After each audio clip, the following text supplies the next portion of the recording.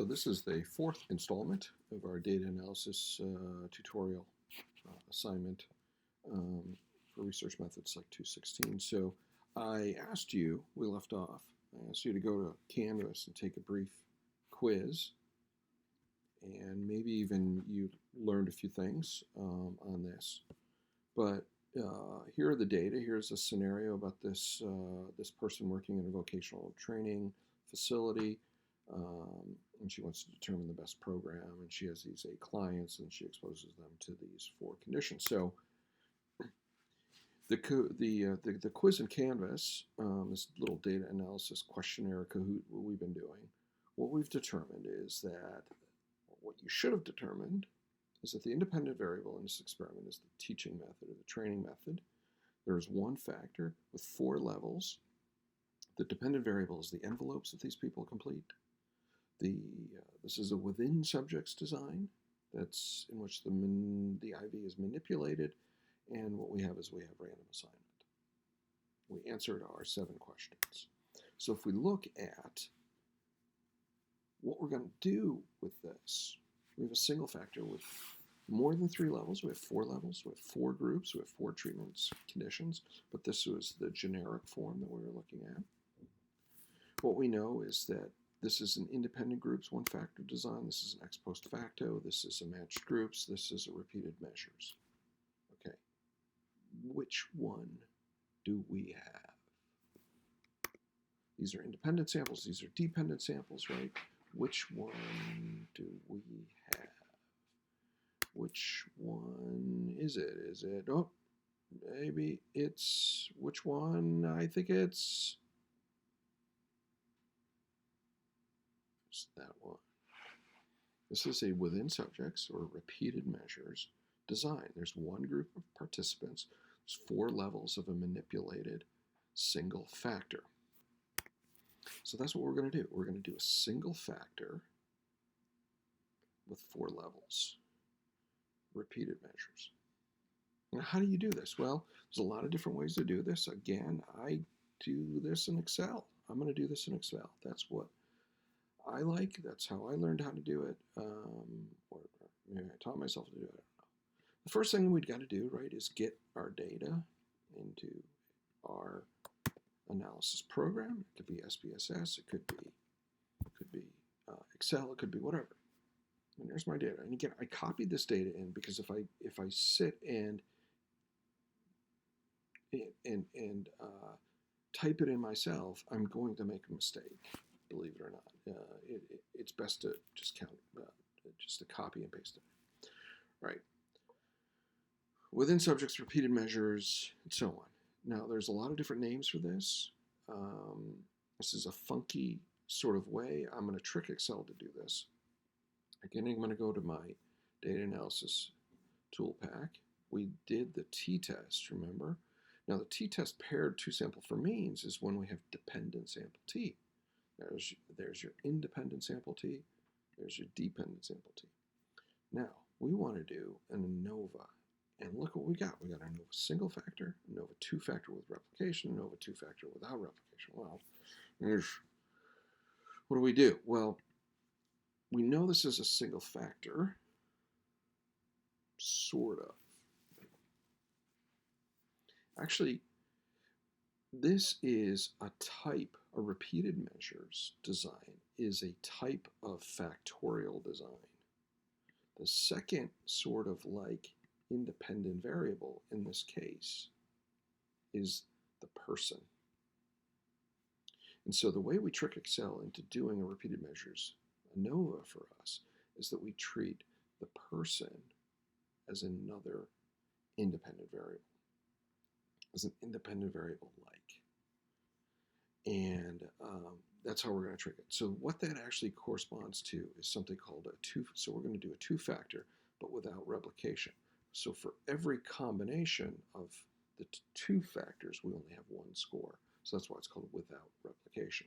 It's very simple to do. All I have to do is I have to select the data, one already selected for me, it looks like. I have labels. I have client labels. I have method labels. My alpha is 0.05. I'm going to use, let's see, it's saying G1, that's fine. And if I click OK, here's the results that I get. I'm going to expand this a little bit so we can see it.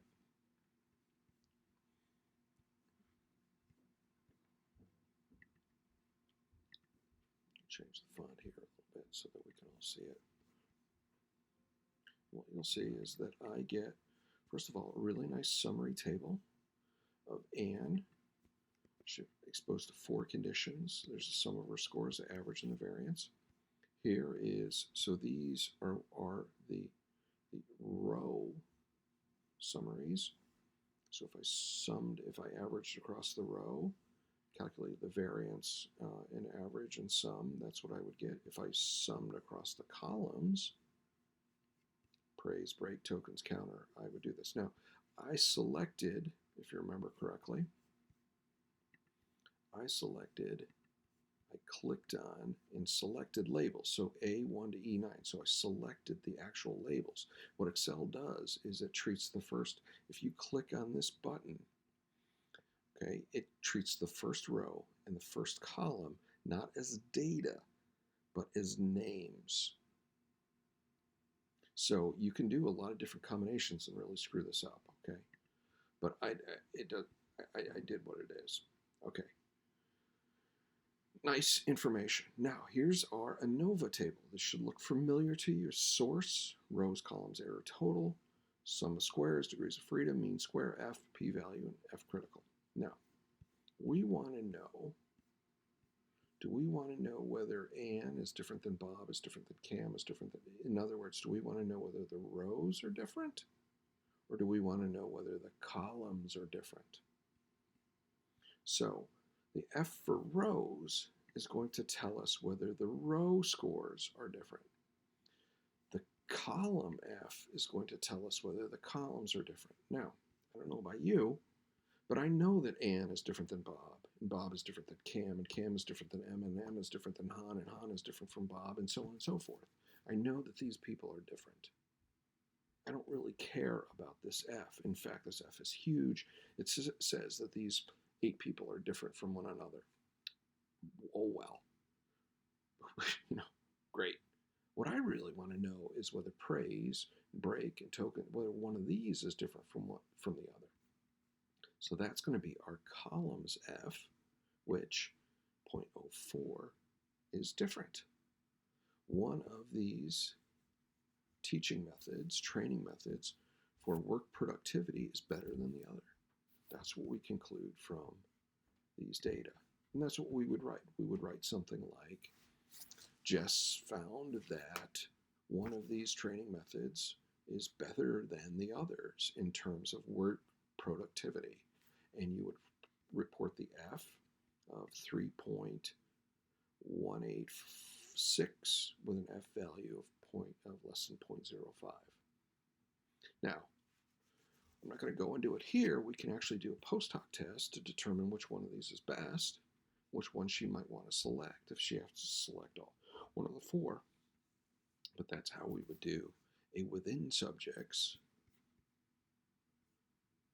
ANOVA in this, demonstrating this example. Now, once again, I think what we would want to present in graphical form is not this. Let's present this in graphical form. There's a lot of pretty colors there, but it doesn't really say anything. It tells us that Bob is a little bit better than Cam, but well, maybe if I, switched him, maybe that would make more sense. That tokens, none of this tells, it's just a bunch of bars.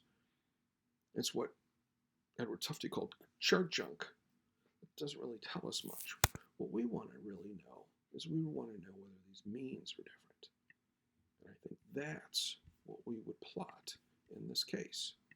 In this example, what we would plot is something like that. And what we'd say is that one of these is actually statistically better than the other. It looks like whatever 3 where the tokens are better. So if I created a graph here, now I can also change this axis so that I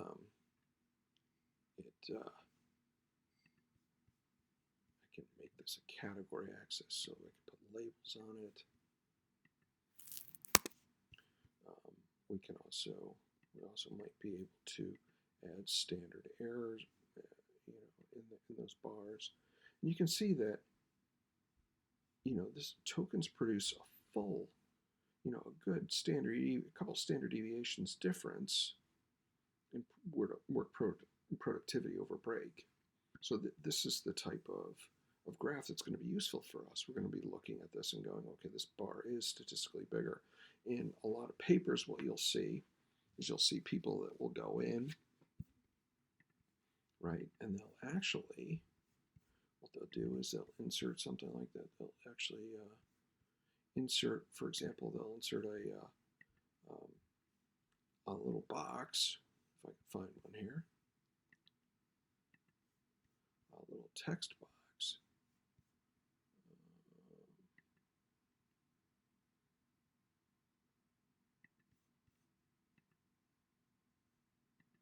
They might say, if we were able to find this, they might put in a star. I don't know if you guys have ever seen this. And the star is useful because it pulls your eye to the results. Maybe they even really want to enhance that. And you might see this in a figure, in a graph, a figure in a paper. You might have seen something like this. And that means that group is statistically higher than the other groups. Start it. Your eyes are pulled to that. That's the function of these graphs, is to summarize your results. Picture's worth 1,000 words, remember? So that's that. Hopefully that helps you with your analysis.